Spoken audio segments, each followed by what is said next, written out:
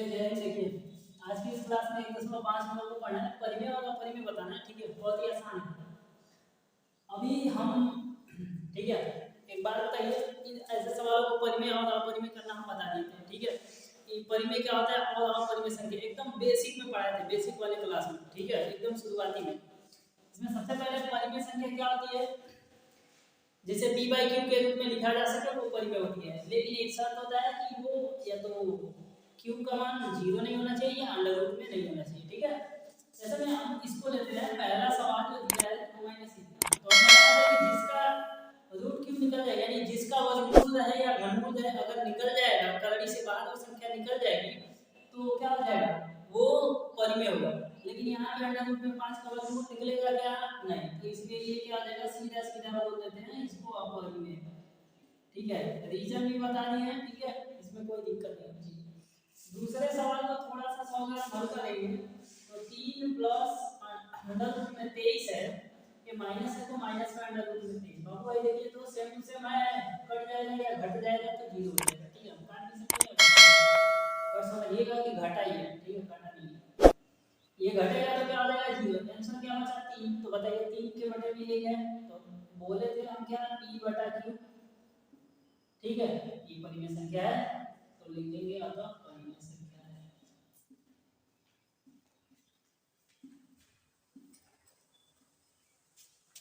c की बात करते हैं, 2 अंडर रूट में 7 और बटे 2 अंडर रूट में 7, अंडर रूट से अंडर रूट खत्म, 2 से 0 बचा क्या, 1 परिमेय संख्या है। ठीक है, बहुत आसान है, ये भी परिमेय होगी। बात करते हैं डी वाले, तो डी वाला थोड़ा सा ध्यान से देखेंगे, इसे डी को अंडर रूट में इसका वर्गमूल नहीं निकलेगा, सीधी सी बात आपको ये पाई है, पाई का मान कितना होता है, 3 2 गुना में लिख दीजिए, पाई का मान 3 2 1 4 ऐसे करके 4। जब ये इनफाइनाइट है तो इनफाइनाइट में इसका गुना होगा, तो इनफाइनाइट को इनफाइनाइट क्या होता है, अपरिमेय होता है। ठीक है,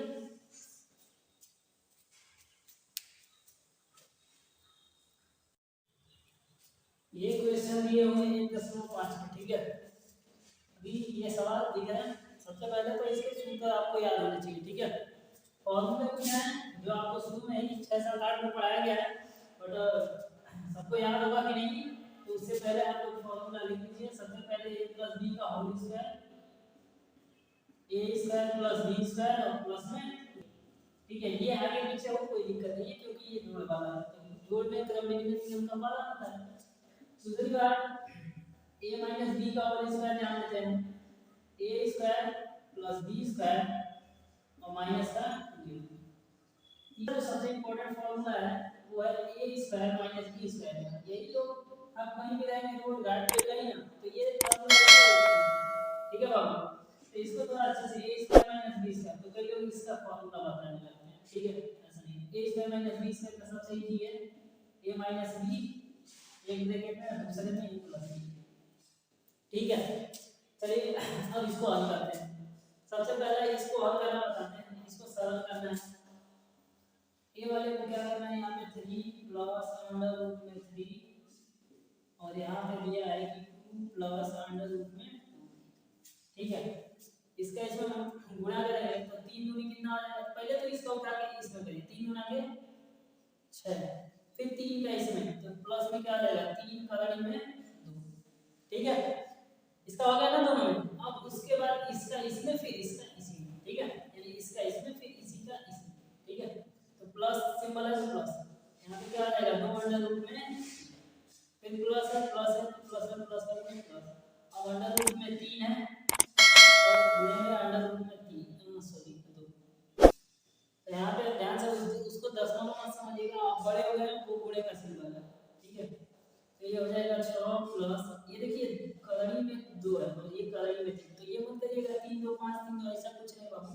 यहाँ पे अंडर रूट में 2 है और यहाँ पे अंडर रूट में अगर 2 रहता तब जुड़ता। ठीक है, कुछ बात बनती, लेकिन दोनों अलग अलग है तो इसलिए नहीं जुड़ेगा, तो सेम सेम उतार देंगे। यहाँ पे हो जाएगा 2 अंडर रूट में।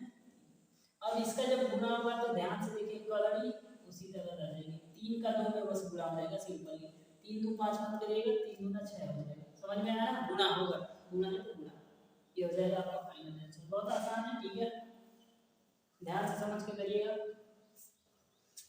उसके बाद जस्ट इसके आगे वाला सवाल समझाते हैं। ये वाला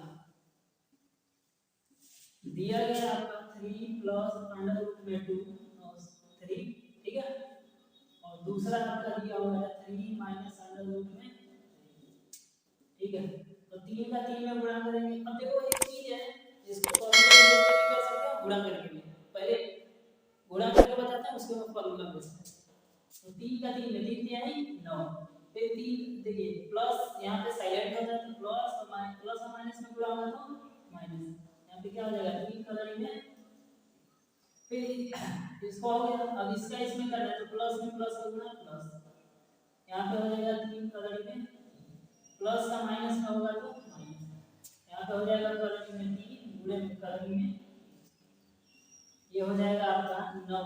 अब देखिए हम बोले हैं कि ये सेम सेम कलर सब सेम सेम, ये भी 3 और 3 में से 3 घटेगा तो जाहिर सी बात है 0, और ये कलर में 3 गुणे में तो उसी तरह पूरा 0 हो जाएगा, ठीक है।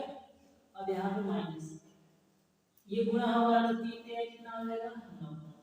तो एक बात बताइए 9 और ये माइनस बटा देंगे तो 9 माइनस कलर में 9।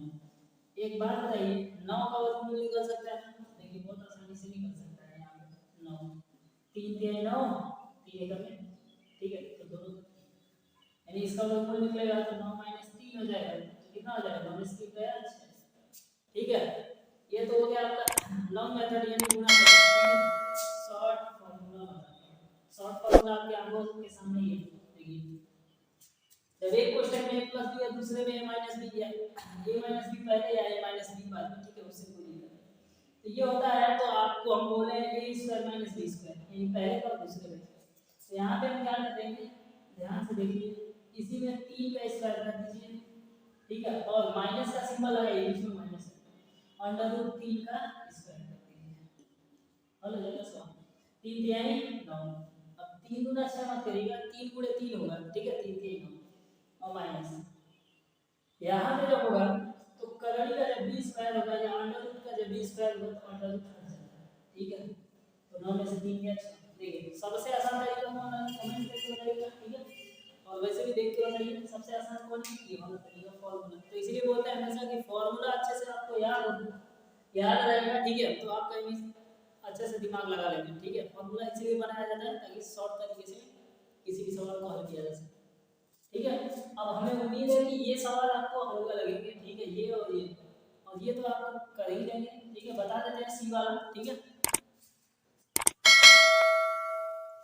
देखिए सी वाला बहुत आसान है, सबसे पहले तो आपको फॉर्मूला याद करना पड़ेगा किसका, प्लस वाले का, a प्लस b का होल स्क्वायर, यहाँ पे ऊपर एकदम दिया हुआ है। तो इसमें करना क्या है, a की जगह देखिए ये a है और ये b है, तो पहली बात में a का स्क्वायर करिए यानी अंडर रूट में 5 का स्क्वायर, उसके बाद b का स्क्वायर यानी अंडर रूट में 2 यानी कलर में 2, इसका प्लस 2 पहले से ही रखा गया है, ठीक है, गुणे में a गुणा b, तो a कौन है ये कलरी में 5, b कौन है कलरी में 2, ठीक है। अब गुणा करते हैं, अभी हम जस्ट बताएं कि जब कलरी का स्क्वायर होता है तो कलरी हट जाती है यानी 5 बचेगा, यहाँ पे इसका स्क्वायर तो ये कलरी हट जाएगी, क्या बचेगा 2 प्लस में ये बचेगा 2, 5 का 2 में गुणा कर देंगे तो कलरी में कितना हो जाएगा 10, समझ में आया।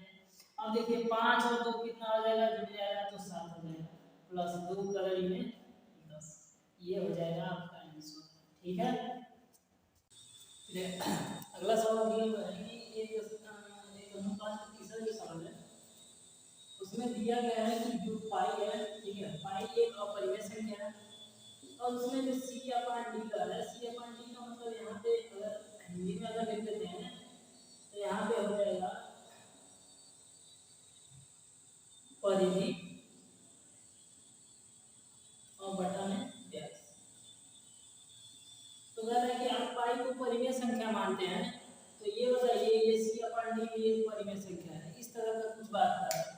तो आपको समझना ये है कि कोई भी जब ये पाई का मान तो अनंत होता है, ठीक है, पाई का मान अनंत होता है, या बोला जाए कि दशमलव में आता है ज्यादा आता है, ठीक है, तो वो क्या हो गया एक तरह का अनंत होता है। लेकिन हम लोग कोई भी पैमाना जब नापते हैं जब लेके इस ब्लैकबोर्ड को ही नापेंगे, इस पेन को ही नापेंगे तो क्या लगेगा एक पैमाना निश्चित होगा ना, उसका संख्या निश्चित होगा, ठीक है। इतने पैमाने पे आप नाप सकते हैं, अनंत पे तो नाप नहीं सकते, ठीक है। तो इसी बात से हम लिख सकते हैं पाई ऑफ, ठीक है, पाई ऑफ में है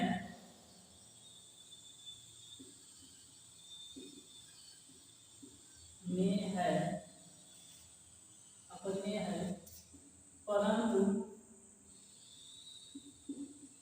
कोई भी पैमाना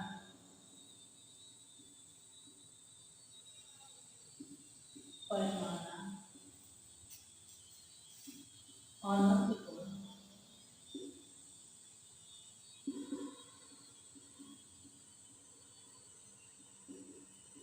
कोई भी पैमाना क्या होता है, अनंत पर नहीं होता। जैसे अगर मान लीजिए यहाँ से वृत्त बना लेते हैं तो यहाँ से यहाँ तक नापना पड़ता है, यहाँ से यहाँ तक की दूरी r होती है और ये पूरा q r होता है, या बोला जाए सॉरी q r होता है, या पूरा बोला जाए d होता है। तो d क्या होगा, यहाँ पे डायरेक्ट व्यास हो गया, तो इसका एक निश्चित पैमाना होगा यहाँ से यहाँ तक की दूरी का, ठीक है। लेकिन ये क्या है, अनंत नहीं होता है, ठीक है, इसलिए ये क्या हो जाएगा कि पाई का जो मामला है ये विरोध कर रहा है। आई बात समझ में, बस इतना ही करना है। इसको क्या करना है, हमें संख्या रेखा पे दर्शाना है, ठीक है, संख्या रेखा पे दर्शाना है, इसको निरूपित करना है। चलिए देखिए वही दर्शाना है, निरूपित करना। चलिए देखिए अभी सवाल में क्या करेंगे हम, सबसे पहले यहाँ से यहाँ तक एक लंबी दूरी खींचेंगे, उसके बाद यहाँ पे हम क्या करेंगे, यहाँ से कोई बिंदु ए लेंगे, ठीक, यहाँ से यहाँ तक की दूरी मान लेते हैं, यहाँ पे आपका बी है, और यहाँ से यहाँ तक की दूरी हम नाप के लिए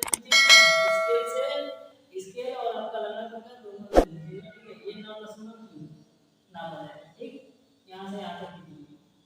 फिर उसके बाद 1 सेंटीमीटर यहाँ से रख के थोड़ा सा बढ़ा देंगे, यहाँ पे बिंदु हम सी बना देंगे, ये यहाँ तक की दूरी हम मान के अपना खींचेंगे 1 सेंटीमीटर, ठीक है, इसकी दूरी है, ठीक। अब उसके बाद हम क्या करेंगे, ए से सी का क्या कर देंगे, लंबाकर कर देंगे। लंबाकर कैसे करते हैं, यहाँ से लगातार कर देंगे, ऐसे मारेंगे, फिर उसी प्रकार से नीचे भी मारेंगे, ठीक, फिर यहाँ से करके ऐसे मारेंगे और यहाँ से करके ऐसे, और इन दोनों को हम मिला देंगे, ठीक है। थोड़ा टेढ़ा हुआ है, ठीक है, आप लोग इसके से अच्छे से कीजिएगा। और यहाँ से मिलाने के बाद हम क्या करेंगे, इसको यहाँ पे प्रकार करके ऐसे ऐसे ऐसे ऐसे गोल में इसे लाएंगे, ठीक है, चाप मारेंगे, क्या बोला जाए अर्धवृत्त खींचेंगे।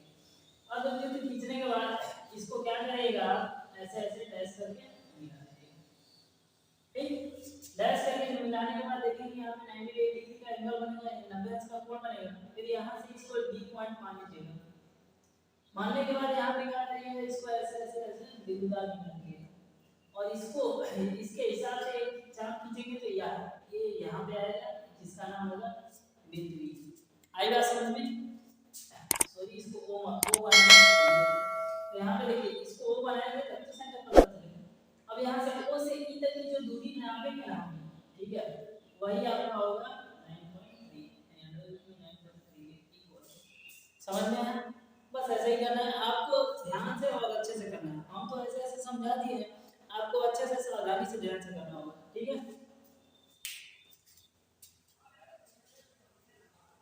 चलिए देखिए अब हमें पढ़ना है परिमेयकरण के बारे में, बहुत आसान है, ठीक है, एक बार समझेंगे तो आसानी से हो जाएगा, ठीक है। इसको हम बारी बारी से करके बताएंगे। परिमेयकरण बहुत आसान है, ध्यान से देखिए। 1/√7 है ना, इसको क्या करना है कि जो नीचे है उसी के सेम सेम, अगर सिंगल ऐसा रहेगा तो इसी के सेम सेम को नीचे कर देंगे, ये गुना होगा इसका में, तो कितना हो जाएगा √7।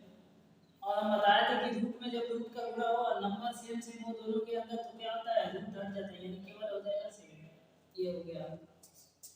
इसके बाद बी की बात करते हैं, ठीक है, 1/√7 है माइनस रूट में 6 है, ठीक है। तो इसका परिमेयकरण करने के लिए जो यहाँ पे नंबर है उसी के उल्टे चिन्ह से, ओनली सिंपल, यानी चिन्हों से केवल उल्टा चिन्ह से, प्लस है तो माइनस, माइनस रहेगा तो प्लस, उसी से गुणा कर दीजिए।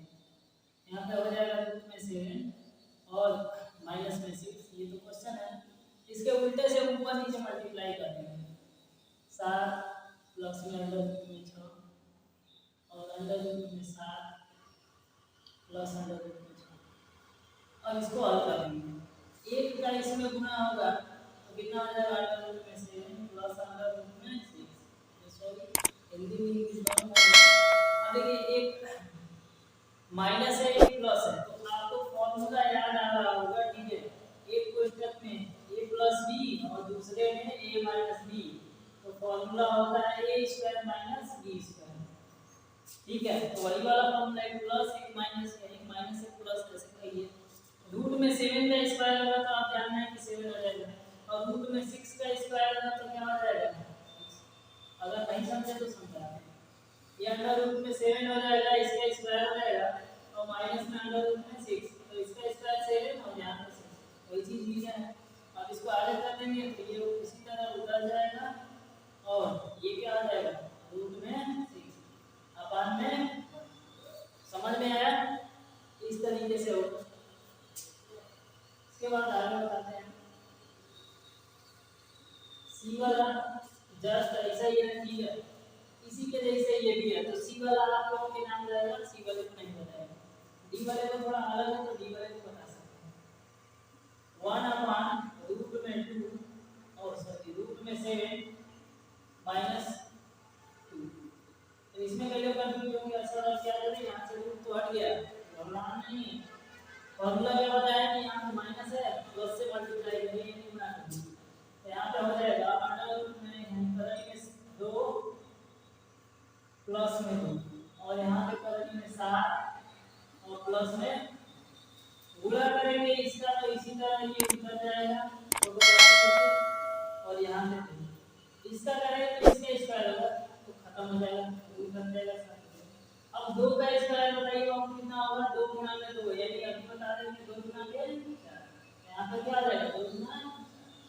अब घटा के लिख दीजिए अंडर रूट में 7 प्लस 2 बटा 3, ठीक है। बस ऐसे करना है, ये तो बहुत आसान है, ठीक है। अब किताब बहुत नॉर्मल कर दिया, हम लोग जब पढ़ते थे तो इसे हार्ड सब की लोग अपने मन से बना के देते थे। तो सवाल हम दे रहे हैं, देखिए जैसे मैं एग्जांपल एक दो और समझा देते हैं, ठीक है। अभी आप जब 10th में जाएंगे ना तो त्रिकोणमिति पढ़ेंगे, तो उसमें आएगा और मार्क्स मांगना, जैसे मैं ऊपर एक था तो 2 कर दिया, 2 बटा 3 अंडर रूट में 2 माइनस अंडर रूट में से, ऐसा आ गया तो क्या करेंगे उसी तरीके से। हाँ देखिए इसको क्या करेंगे, ध्यान से देखिए, उसी में इसी से मल्टीप्लाई करना है, ठीक है। ये सवाल है, अब इसी को हम डायरेक्ट कर देते हैं, कंफ्यूज मत कीजिए। तो 3 अंडर रूट में क्या है 2 है, प्लस अंडर रूट में सॉरी करेंगे के साथ 3 करेंगे 2 प्लस करेंगे 7। देखिए बाबू इसके बाद चिन्ह से गुणा, अलग चिन्ह से गुणा करना है, ये आगे है इससे कोई तो उसे डरना नहीं, ठीक है।